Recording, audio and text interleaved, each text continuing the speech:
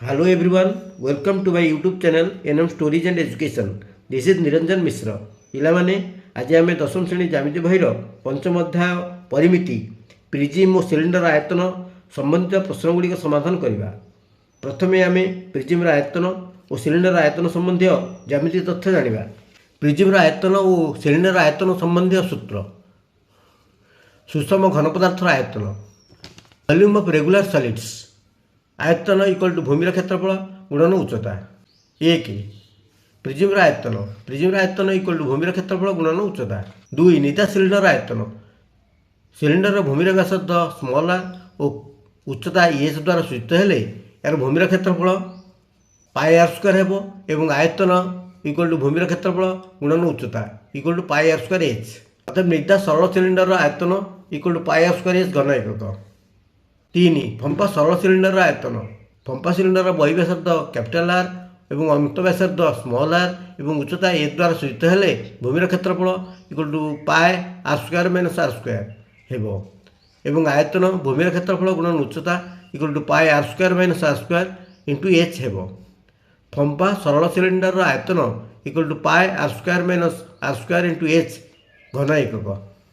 अनुशीलनी 5D प्रिजिम्र आयतन संबंधी question number 1। गोटे सरल प्रिजिम्र समग्र पृष्ठतल क्षेत्रफल 2520 वर्गमीटर। यार त्रिभुजाकार आधार बाहुमान दैर्घ्य 20 मीटर, 21 मीटर और 29 मीटर हेले आयतन स्थिर कर। अनुशीलनी 5D प्रिजिम्र आयतन संबंधी। नंबर 1। गोटे सरल प्रिजिम्र समग्र पृष्ठतल क्षेत्रफल 2520 वर्गमीटर। यार त्रिभुजाकार आधार बाहुमान दैर्घ्य 20 मीटर, 21 मीटर और 29 मीटर हेले आयतन स्थिर कर। उत्तर प्रिजिम्र समग्र पृष्ठतल इक्वल टू पार्श्व पृष्ठतल क्षेत्रफल प्लस 2 इंटू भूमिर क्षेत्रफल। प्रिजिम्र पार्श्व पृष्ठतल क्षेत्रफल इक्वल टू भूमिर परिसीमा गुणन उच्चता equal to 20 plus 21 plus 29 whole into उच्चता इक्वल टू 70 इंटू उच्चता। भूमिर क्षेत्रफल इक्वल टू हाफ इंटू भूमि गुणन उच्चता equal to half into 20 into 21 equal to 210 वर्गमीटर। प्रिजिम्र समग्र पृष्ठतल इक्वल टू पार्श्व पृष्ठतल क्षेत्रफल प्लस 2 इंटू भूमिर क्षेत्रफल equal to 2520 equal to 70 into उच्चता प्लस 2 इंटू 210 और 2520 इक्वल टू 70 गुणन उच्चता प्लस 420 और 2520 माइनस 420 इक्वल टू 70 गुणन उच्चता और 2100 इक्वल टू 70 गुणन उच्चता। अतएव उच्चता equal to 2100 divided by 70 equal to 30 metre. प्रिजिम्र आयतन इक्वल टू भूमिर क्षेत्रफल गुणन उच्चता equal to 210 into 30 equal to 6300 घनमीटर। प्रिजिम्र आयतन 6300 घनमीटर अटे। Question number 2। गोटे सरल प्रिजिम्र भूमि 8√2 सेमी दीर्घ कर्णविशिष्ट समकोणी द्विबाहु त्रिभुज उच्चता 14 सेमी हेले आयतन निर्णय कर। नंबर 2। गोटे सरल प्रिजिम्र भूमि 8√2 सेमी दीर्घ कर्णविशिष्ट समकोणी द्विबाहु त्रिभुज उच्चता 14 सेमी हेले आयतन निर्णय कर। उत्तर प्रिजिम्र भूमि एक समकोणी द्विबाहु त्रिभुज अर्थात P square plus B square equal to H square एवं पी इक्वल टू बी और P square plus P square equal to H square और 2p square equal to 8√2 whole square और 2p square equal to 64 into 2 equal to 128 और p square is equal to 128 by 2 equal to 64 और p is equal to root 64 equal to 8। आमर p equal to b equal to 8 सेमी। भूमिर क्षेत्रफल equal to half भूमि गुणन उच्चता equal to half into 8 equal to 32 वर्ग सेमी। प्रिजिम्र आयतन इक्वल टू भूमिर क्षेत्रफल गुणन उच्चता equal to 32 into 14 equal to 448 घन सेमी। अतएव प्रिज्मर आयतन 448 घन सेमी अटे। क्वेश्चन नंबर 3 गोटे सरल प्रिज्मर आयतन 2520 घनमीटर। यार आधार गोटे समकोणी त्रिभुज जार समकोण संलग्न बाहुद्वयर दैर्घ्य 7 मीटर और 24 मीटर। प्रिज्मर उच्चता और पार्श्वपृष्ठतल क्षेत्रफल स्थिर कर। नंबर 3 गोटे सरल प्रिज्मर आयतन 2520 घनमीटर। यार आधार गोटे समकोणी त्रिभुज जार समकोण संलग्न बाहुद्वयर दैर्घ्य 7 मीटर और 24 मीटर। प्रिज्मर उच्चता और पार्श्वपृष्ठतल क्षेत्रफल स्थिर कर। उत्तर प्रिज्मर आधार एक समकोणी त्रिभुज तेणु प्रिज्मर आधार क्षेत्रफल इक्वल टू हाफ भूमि गुणन उच्चता equal to half into 7 into 24 equal to 84 वर्ग मीटर। प्रिज्मर आयतन इक्वल टू भूमिर क्षेत्रफल गुणन उच्चता 2520 इक्वल टू 84 इंटू उच्चता और उच्चता equal to 2520 by 84 equal to 30 metre. प्रिज्मर पार्श्वपृष्ठतल इक्वल टू भूमिर परिसीमा गुणन उच्चता। त्रिभुजर कर्ण equal to root over of 7 square plus 24 square equal to root over of 49 plus 576 equal to root over of 6 to 5 equal to 25 metre. प्रिज्मर पार्श्वपृष्ठतल equal to 7 plus 24 plus 25 whole into 30 equal to 56 into 30 equal to 1680 वर्ग metre. अतः प्रिज्मर उच्चता और पार्श्वपृष्ठतल क्षेत्रफल यथाक्रमे 30 metre और 1680 वर्ग metre अटे। Question number 4 15 semi उच्च गोटे सरल प्रिज्मर आधार गोटे समकोणी त्रिभुज जार कर्णर दैर्घ्य 10 सेमी आयतन 360 घन सेमी हेले आधार अन्य बाहुद्वयर दैर्घ्य निर्णय कर।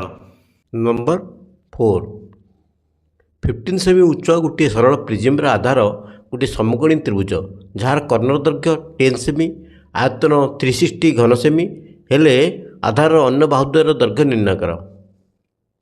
उत्तर प्रिज्मर आयतन इक्वल टू भूमिर क्षेत्रफल गुणन उच्चता और 360 इक्वल टू भूमिर क्षेत्रफल गुणन 15 और भूमिर क्षेत्रफल equal to 360 by 15 is equal to 24 वर्ग सेमी।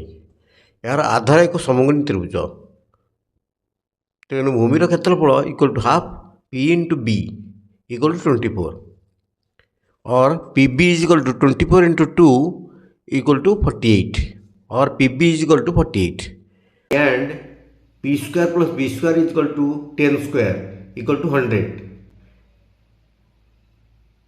और p plus B whole square equal to P square plus 2 P B equal to 100 plus 2 into 48 equal to 196 और p plus B equal to root over of 196 equal to 14 equation 1 p minus B whole square equal to P square plus B square minus 2 P B equal to 100 minus 2 into 48 equal to 4 और p minus B equal to root over of 4 equal to 2 equation 2 equation 1 और equation 2 को मिसाइले आम पाइबा p plus B equal to 14 p minus B equal to 2 equal to 2p equal to 16 और p is equal to 16 by 2 equal to 8 p plus B equal to 14 और 8 plus b equal to 14 और b is equal to 14 minus 8 equal to 6।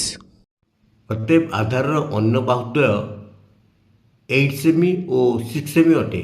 Question number 5 गोटे सरल प्रिज्मर पार्श्वतलर क्षेत्रफल समग्र पृष्ठतल क्षेत्रफलर 8/9 प्रिज्मर पार्श्वपृष्ठतल क्षेत्रफल 96 वर्गमीटर एवं आयतन 48 घनमीटर हेले उच्चता निर्णय कर।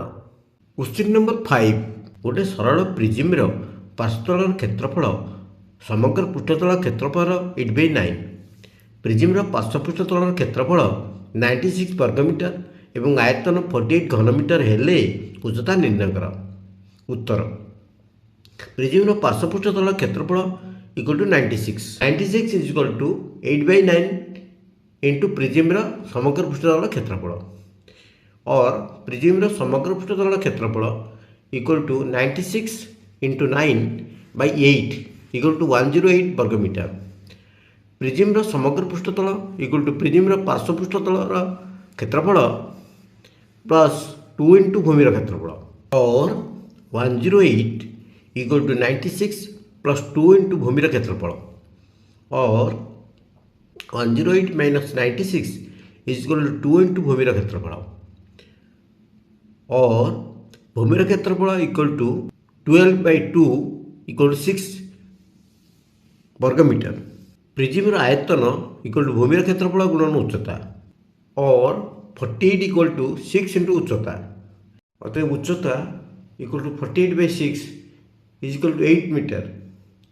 अतएव प्रिज्म उच्चता 8 मीटर अटे। क्वेश्चन नंबर 6, गोटे सरल प्रिज्म आधार परिसीमा 56 मीटर, पार्श्व पृष्ठतल क्षेत्रफल 1680 वर्ग मीटर एवं आयतन 2520 घन मीटर हेले आधार क्षेत्रफल निर्णय कर। नंबर 6, गोटे सरल प्रिज्म आधार परिसीमा 56 मीटर, पार्श्व पृष्ठतल क्षेत्रफल 1680 वर्ग मीटर एवं आयतन 2520 घन मीटर हेले आधार क्षेत्रफल निर्णय कर।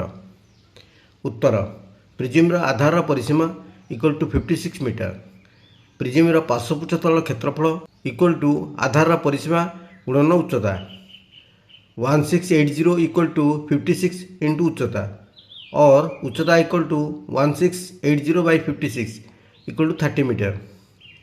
प्रिज्म आयतन इक्वल टू भूमिर क्षेत्रफल गुणन उच्चता, 2520 इक्वल टू भूमिर क्षेत्रफल इंटू 30, और भूमिर क्षेत्रफल इक्वल टू 2520/30 इक्वल टू 84 वर्ग मीटर। अतएव आधार क्षेत्रफल 84 वर्ग मीटर अटे।